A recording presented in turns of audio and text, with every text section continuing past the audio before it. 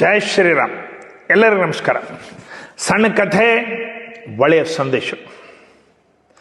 ಈ ಮಧ್ಯದಲ್ಲಿ ನಾನೊಂದು ಪೇಪರ್ದಲ್ಲಿ ಓದಿದೆ, ಸ್ಟಡಿ ಆನ್ ಅಡಲ್ಟ್ ಡೆವಲಪ್ಮೆಂಟ್ ಅಂಥೇಳಿ ಹಾರ್ವರ್ಡ್ ಯೂನಿವರ್ಸಿಟಿಯವರ ಒಂದು ಸಂಶೋಧನೆ ವರದಿ. ಅದೇ ಪ್ರಕಾರ WHO ವರ್ಲ್ಡ್ ಹೆಲ್ತ್ ಆರ್ಗನೈಜೇಷನ್ ಇವ್ರದ್ದು ಒಂದು ರಿಪೋರ್ಟ್. ಆ ಎರಡೂ ರಿಪೋರ್ಟ್ಗಳನ್ನು ನೋಡುವಾಗ ಕೆಲವು ವಿಚಾರಗಳ ತಲೆಯಲ್ಲಿ ಬಂತು. ಅವರು ಹಾರ್ವರ್ಡ್ ಯೂನಿವರ್ಸಿಟಿಯವರ ಸ್ಟಡಿ ಏನಪ್ಪ ಅಂತಂದ್ರೆ, ಕನಿಷ್ಠ 2 ಲಕ್ಷ ಮಂದಿ ಮೇಲೆ ಅವರು ಮಾಡಿದ್ದು ಸ್ಟಡಿ. ಸುಮಾರು 10-12 ವರ್ಷ ಅದನ್ನು ಸ್ಟಡಿ ಮಾಡಲಿಕ್ಕೆ ಬೇಕಾಯಿತು. ಅದಾದಮೇಲೆ ಕನಿಷ್ಠ ಅವರು 85-90 ದೇಶಗಳು ತಿರುಗಿ ಆ ಸ್ಟಡಿಯನ್ನು ಮಾಡಿದ್ದಾರೆ. ಆ ಸ್ಟಡಿಯ ಮೇನ್ ರೀಸನ್ನು ಮತ್ತು ಇದು ಏನಪ್ಪ ಅಂತಂದ್ರೆ, ಮನುಷ್ಯ ದೀರ್ಘಾಯು 100 ಇಯರ್ಸ್ ಬದುಕೋದು ಏನು ಕಾರಣದಿಂದ ಬದುಕಬಹುದು, ಮನುಷ್ಯ ಶತಾಯುಷ ಆಗಲಿಕ್ಕೆ, ಆಯುಷ್ಯ ವೃದ್ಧಿ ಆಗಲಿಕ್ಕೆ ಯಾವನ್ನ ಪಾಠ ಮಾಡಬೇಕು. ನಮ್ಮವರು ಹೇಳ್ತಾರೆ ಹೆಲ್ದಿ ಫುಡ್ ತಗೊಳ್ಬೇಕು, ಅವ್ರು ಹೇಳ್ತಾರೆ ಅದು ಕಾರಣ ಅಲ್ಲ. ಅವ್ರು ಹೇಳ್ತಾರೆ ಯೋಗ ಪ್ರಾಣಾಯಾಮ ಧ್ಯಾನ ಮಾಡಬೇಕು, ಅವ್ರು ಹೇಳ್ತಾರೆ ಅದು ಕಾರಣ ಅಲ್ಲ. ಅವ್ರು ಹೇಳ್ತಾರೆ ಡೈಲಿ ರನ್ನಿಂಗ್ ಮಾಡಬೇಕು, ಅವ್ರು ಹೇಳ್ತಾರೆ ಅದು ಕಾರಣ ಅಲ್ಲ. ಅನೇಕ ವಿಷಯಗಳ ಬಗ್ಗೆ ಅವರು ಸ್ಟಡಿ ಮಾಡಿದಾಗ ಅವರಿಗೆ ಗುರ್ತಾಗಿದ್ದೇನಪ್ಪ ಅಂದ್ರೆ, ಸೋಷಿಯಲ್ ರಿಲೇಷನ್ಸ್, ಸಮಾಜದ ಜೊತೆಗೆ ಅವನ ರಿಲೇಷನ್ಸ್ ಚೆನ್ನಾಗಿದ್ದು, ಬಂಧು ಬಳಗ ಸಮಾಜ ಎಲ್ಲರ ಜೊತೆಗೆ ಮಾತಾಡ್ತಾ ನಗುತ್ತಾ ಯಾವ ಮನುಷ್ಯ ಎಲ್ಲರ ಜೊತೆಗೆ ಇರ್ತಾನೋ ಅವನ ಆಯುಷ್ಯ ವೃದ್ಧಿ ಆಗ್ತದ, ಅವನ 100 ವರ್ಷ ಬದುಕಲಿಕ್ಕೆ ಸಾಧ್ಯ. ಈಗ ನೀವು ಯೋಗ ಮಾಡೋದು, ಪ್ರಾಣಾಯಾಮ ಮಾಡೋದು, ಒಳ್ಳೆ ಆಹಾರ ತಿಂಬೋದು, ನೀವು ಹೆಲ್ದಿ ಫುಡ್ ತೊಗೊಬೋದು, ಶ್ರೀಮಂತರು ಮಾಡ್ಬೋದು. ಹಳ್ಳಿಯಲ್ಲಿ ಏನೂ ಇಲ್ಲ, ನಿರ್ಗತಿಕರ ಬಡವರು ಇರ್ತಾರೆ, 70, 80, 90 ವರ್ಷದ ಮುದುಕರು ಇರ್ತಾರೆ. ಅವ್ರಿಗೇನೂ ಗುರ್ತಿರೋದಿಲ್ಲ. ಪಾಪ ಎಲ್ಲರ ಜೊತೆ ಮಾತಾಡ್ಕೋತ ಇದು ಮಾಡ್ಕೋತ ಯಾವುದೋ ಒಂದು ಕಟ್ಟಿ ಕೂತು ಬರೋರಿಗೆ ಹೋಗೋರಿಗೆ ಮಾತಾಡಿಸ್ಕೋತಿರ್ತಾರೆ. ಅವ್ರ ಆರೋಗ್ಯ ಸುಧಾರಿಸ್ತದ. ಅವರು ಹಾರ್ವರ್ಡ್ ಯೂನಿವರ್ಸಿಟಿ ಅವ್ರು ಹೇಳ್ತಾರೆ, ಇದು ಬಹಳ ಅವಶ್ಯಕ ಮನುಷ್ಯಗೆ. ನಿಮ್ಮ ರಿಲೇಷನ್ಸ್ ಚೆನ್ನಾಗಿರಲಿ, ನಿಮ್ಮ ಬಂಧು ಬಳಗದ ಜೊತೆಗೆ ರಿಲೇಷನ್ ಚೆನ್ನಾಗಿರಲಿ, ಅಕ್ಕಪಕ್ಕ ಮನೆಯವ್ರ ಜೊತೆಗೆ ರಿಲೇಷನ್ ಸರಿಯಾಗಿರಲಿ, ಬೇರೆಯವ್ರ ಜೊತೆಗೆ ಮಾತಾಡ್ತಾ ಇರ್ರಿ, ಇನ್ನೊಬ್ಬರ ಜೊತೆಗೆ ಹೋಗ್ತಾ ಬರ್ತಾ ಮಾತಾಡ್ತಾ ಇರ್ರಿ, ಇದು ಅವಶ್ಯಕತೆ ಅಂತೇಳಿ. ನೀವು ಸಮಯ ಸಿಕ್ಕಾಗ ಆನಂದ್ ಅಂತೇಳಿ ಹಿಂದಿ ಸಿನಿಮಾದ ನೋಡ್ರಿ. ಅದರಲ್ಲಿ ರಾಜೇಶ್ ಖನ್ನಾ ಮತ್ತು ಅಮಿತಾಬ್ ಬಚ್ಚನ್ ಪಾರ್ಟ್ ಮಾಡಿದ್ದಾರೆ. ರಾಜೇಶ್ ಖನ್ನಾಂದು ಒಂದು ಸ್ವಭಾವ ಇರ್ತದೆ, ಪಾಪ ಅವನು ಕ್ಯಾನ್ಸರ್ ಆಗಿರ್ತದೆ. ಅವನ ಕ್ಯಾನ್ಸರ್ನ ಕೂಡ ಹೇಗೆ ಗೆದಿಬಹುದು ಅನ್ಲಿಕ್ಕೆ ಅದೊಂದು ನಮಗೆ ಕಥೆ ಒಂದು ಪ್ರೇರಣೆ ಆಗ್ತದೆ. ಅವ ಯಾರೇ ಹಾದ್ಯಾಗ ಕಾಣಿಸಿದ್ರೆ ಸುಮ್ಮನೆ ಬೆನ್ನಿಗೆ ಹೊಡೆದು ಮುರಾರಿ ಅಂತಾನೆ, ಇಲ್ಲ ನನ್ನ ಹೆಸರು ಮುರಾರಿ ಅಲ್ಲ. ಹೌದಾ, ನಿನ್ನಂಗೆ ಒಬ್ಬತ್ತಿದ್ದ, ಸೇಮ್ ಕಾರ್ಬನ್ ಕಾಪಿ ಇದ್ದೀನಿ ಅಂತ ಹೇಳ್ತಿರ್ತಾನೆ.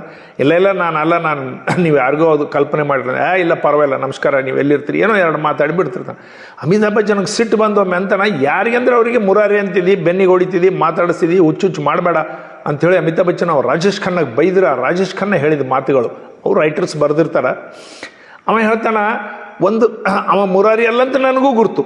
ನಾನು 1 ನಿಮಿಷ ಅವನಿಗೆ ಭುಜ ಹೊಡೆದು ಮಾತಾಡಿಸಿದೆ, ಅವನ ಕಣ್ಣು ನಮ್ಮ ಕಣ್ಣು ಕಲಿತು, ಅವನ ಮನಸ್ಸು ನಮ್ಮ ಮನಸ್ಸಿನ ತಾರ್ ಜೋಡಿಸ್ತು. 2 ನಿಮಿಷ ಆನಂದವಾಗಿ ಮಾತಾಡಿದೆ, ಒಬ್ಬ ಹೊಸ ವ್ಯಕ್ತಿ ಪರಿಚಯ ಆದ. ಇದಕ್ಕಿಂತ ಏನು ಬೇಕಪ್ಪ ಜಗತ್ತಿನಲ್ಲಿ? ನಾವು ಎಷ್ಟು ರೊಕ್ಕ ಗಳಿಸಿದ್ರೇನು, ಏನು ಮಾಡಿದ್ರೇನು, ಒಬ್ಬ ವ್ಯಕ್ತಿ ಜೊತೆ ಒಳ್ಳೆ ರೀತಿ 2 ಮಾತಾಡ್ತೀವಲ್ಲ, ಅದು ಎಷ್ಟು ಆನಂದ ಅದ ಅಂಥೇಳಿ ನೋಡ್ರಿ. ಇದು ನಮ್ಮ ಪುರಾಣಗಳಲ್ಲಿ ಹಳೆಯ ಕಾಲದಲ್ಲಿ ಸಹಿತ ನಮ್ಮವರು ಆಟೋಮೆಟಿಕ್ ಆಗಿ ಯೋಜನೆ ಮಾಡಿದ್ದಾರೆ. ದಸರಿ ಎಲ್ಲರೂ ಕಲ್ತು ಮಾಡೋದು, ದೀಪಾವಳಿ ಲಕ್ಷ್ಮೀ ಪೂಜೆಗಳು ಕಲ್ತು ಮಾಡೋದು, ಸಂಕ್ರಮಣಕ್ಕೆ ಬೇವು ಬನ್ನಿ ಎಲ್ಲ ಇದು ಎಳ್ಳು ಸಕ್ಕರೆ ಎಲ್ಲರಿಗೆ ಕೊಡೋದು, ಉಗಾದಿಗೆ ಬೇವು ಬೆಲ್ಲ ಎಲ್ಲರೂ ಕಲ್ತಿಂಬೋದು. ಎಲ್ಲರೂ ಕಲ್ತಿರ್ರಿ ಅಂತೇಳಿ ಅವರು ನಮ್ಮವ್ರ ಸಮಾಜದಲ್ಲಿ ನಮ್ಮ ಪೂರ್ವಜರು ಮಾಡಿ ಹೋಗಿದ್ದಾರೆ. ದುರ್ಭಾಗ್ಯವಾಗಿ ಈಗ ಮಾತು ಬಿಟ್ಟು ಬಿಡ್ತಾರೆ, ಯಾರ ಮನೆಗೆ ಯಾರು ಹೋಗೋದಿಲ್ಲ. ವಿಪರೀತ ರೊಕ್ಕ ಬಂದುಬಿಟ್ಟದ, ಅಹಂ ಬಂದುಬಿಟ್ಟದ, ಯೌವನ ರೊಕ್ಕ ಇವೆಲ್ಲ ಒಂದೇ ಕಡೆ ಕಲ್ತ, ಅದಕ್ಕೆ ಮಾತೇ ಆಡೋದಿಲ್ಲ. ಒಂದು ಶಬ್ದದಲ್ಲಿ ಫರಕ್ ಬಂತು. ನೀವು ರಸ್ವ ದೀರ್ಘ ಸ್ವರ ಮಾತಾಡೋಕಲ್ಗ, ಫೋನ್ನಲ್ಲಿ ಮಾತಾಡೋಕಲ್ಗ ಯಾವುದು ಹಿಂದೆ ಮುಂದೆ ಹಚ್ಚಿದ್ರಿ ಅಂದ್ರೆ ಅಷ್ಟು ಚಾಣಾಕ್ಷರ ಆಗಿಬಿಟ್ಟಿದ್ದಾರೆ. ನೀವು ಹೀಗಂದ್ರಿ, ಹಾಗೆ ಅನ್ಬಾರ್ದಿತ್ತು. ಮಾಡಿರಾ ಅಂತ ಕೇಳಿದ್ರಿ ಅಂದ್ರೆ ನಾವು ಮಾಡಿಲ್ಲ ಅಂತ ನೀವು ಅನ್ಕೊಂಡಿರಿ ಅಂಥೇಳಿ ಅದರದೇ ಮಾತು ಜನ್ಮ್ಯಾಪಿ ಸತ್ರು ಕೂಡ ಮಾತಾಡೋದಿಲ್ಲ, ನಮ್ಮ ಶ್ರಾದ್ದಕ್ಕೆ ಸಹಿತ ಬರೋದಿಲ್ಲ.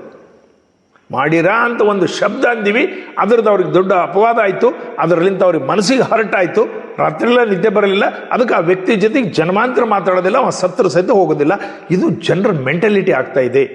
ಈ ರೀತಿ ಆಗಬಾರ್ದು. ಏನೋ ಒಂದು ಸ್ವಲ್ಪ ಹೆಚ್ಚು ಕಮ್ಮಿ ಕ್ಷಮಾಗುಣ ಇಟ್ಕೊಳ್ಬೇಕು. ಏನೋ ತಿಳಿಯಾದ ಮಾತಾಡಿದ್ದ ನಮ್ಮವನೇ ಹೋಗ್ಲಿ ಬಿಡು ಅಂತೇಳಿ ಕ್ಷಮಾಗುಣ ಅಂತಕ್ಕಂಥದ್ದು ಮನುಷ್ಯನಲ್ಲಿ ಇಟ್ಕೋಬೇಕು. ಎಲ್ಲರ ಜೊತೆಗೆ ಆನಂದವಾಗಿ ನಗುತ್ತಾ ಇರಬೇಕು.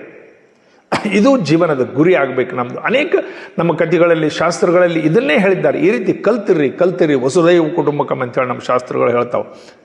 ಅಯಂ ನಿಜ ಪರೋ ವೇತ್ತಿ ಗಣನಾಂ ಲಘುಚೇತ ಸಹ ಉದಾರ ಚರಿತಾನಾಂತು ವಸುದೈವ ಕುಟುಂಬಕಂ.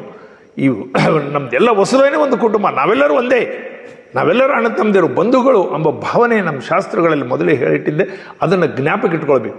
ಇನ್ನೊಂದು WHO world health organisation survey, ಮನುಷ್ಯ ಒಂಟಿ ಆಗ್ತಾ ಇದ್ದಾನೆ.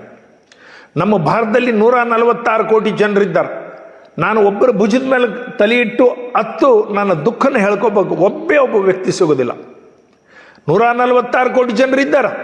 ನನ್ನ ದುಃಖ, ಆವೇದನೆ, ನನ್ನ ಮನಸ್ಸಿನಲ್ಲಿರ್ತಕ್ಕಂಥ ಭಾವನೆಗಳು ಅದನ್ನು ಭುಜದ ಮೇಲೆ ತಲೆ ಇಟ್ಟು ಅಣ್ಣ ನನಗೆ ಹೀಗೆ ಪರಿಸ್ಥಿತಿ ಬಂತು, ಅಣ್ಣ ನನಗೆ ದುಃಖ ಬಂತು, ಮಾಮ ನನಗೆ ಹೀಗಾಯಿತು, ಅಕ್ಕ ಹೀಗಾಯಿತು ಅಂತ ಹೇಳ್ತಕ್ಕಂಥವ್ರು ಜನರಿಗೆ ಒಬ್ಬರು ಸಿಗ್ತಾ ಇಲ್ಲಂತ. 800 ಕೋಟಿ ಜನರಲ್ಲಿ 8 ಮಂದಿ ಕೂಡ ಅಂಥವ್ರು ಸಿಗೋದಿಲ್ಲಂತ. ಇದು ಒಂಟಿತನ ಬಹಳ ಆಗಿಬಿಟ್ಟದ, ಅಲೋನ್ನೆಸ್ ಬಹಳ ಆಗಿಬಿಟ್ಟದು. ಅದು ಜಾಪಾನ್ದಲ್ಲಿ ಅವ್ರು ಹೇಳ್ತಾರೆ, WHO ಜಾಪಾನ್ದವರು ಕ್ರೈಮ್ ಮಾಡ್ಲಿಕ್ಕಂತಾರಂತ. ವೃದ್ಧರು ಮನೆಯಲ್ಲಿ ಯಾರು ಮಾತಾಡಿಸ್ತಾ ಇಲ್ಲ, ಹೊರಗೆ ಯಾರು ಮಾತಾಡಿಸ್ತಾ ಇಲ್ಲ, ಯಾರ ಮನೆಗೆ ಯಾರು ಬರ್ತಾ ಇಲ್ಲ, ಎಲ್ಲರೂ ಬಾಗಿಲುಗಳು ಹಾಕೊಂಡು ಕೂತ್ಬಿಟ್ರೆ, ಏನನ್ನ ಕ್ರೈಮ್ ಮಾಡಿಬಿಟ್ರೆ ಜೈಲಿಗೆ ಒಯ್ದು ಹಾಕ್ತಾರೆ. ಜೈಲಿನ ಕೈದಿಗಳ ಜೊತೆಗೆ ಮಾತಾಡ್ಬೋದು, ಕೂಡ್ಬೋದು, ಹೊತ್ತುಗಮಣಿ ಆಗ್ತದೆ ಅಂಥೇಳಿ. ನೋಡ್ರಿ ಅವ್ರದ್ದು ಎಷ್ಟು ಇದರಲ್ಲಿಂತ ತ್ರಾಸ ಆಗ್ತದೆ ಒಂಟಿತನ. 40% ಜನರು ಭಾರತದಲ್ಲಿ ಸಹಿತ ಇವತ್ತಿನ ದಿವಸ ಒಂಟಿತನದಿಂದ ಬಹಳ ಬಾಧೆ ಪಡ್ತಾ ಇದ್ದಾರಂತ. ಯಾರೂ ಮಾತಾಡಿಸ್ತಿಲ್ಲ, ನಮ್ಗೆ ಯಾರೂ ಬರೋದಿಲ್ಲ.